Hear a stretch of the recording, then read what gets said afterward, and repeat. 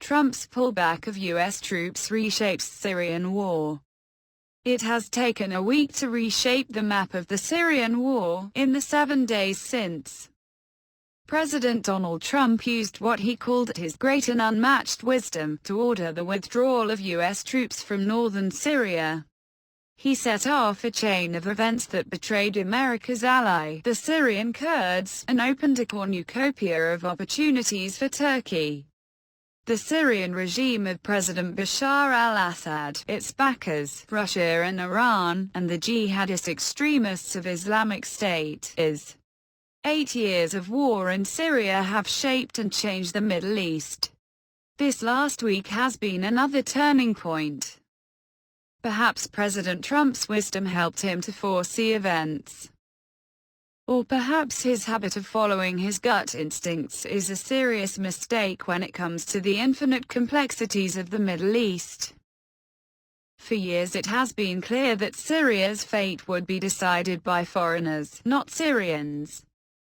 Repeated interventions have sustained and escalated the war. Writing about the contest for influence and power in Syria should start with the war's victims.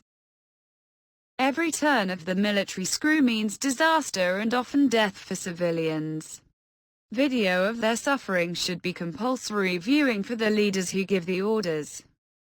Those images are not hard to find online and on television. President Trump's decision to pull the U.S. out of what he called an endless war gave Turkey the green light to send troops into Syria.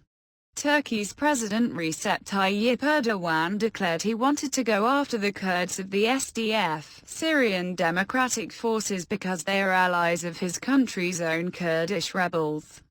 His plan is to control both sides of the border with northeastern Syria, and to set up an occupation zone around 20 miles (32 kilometers) deep.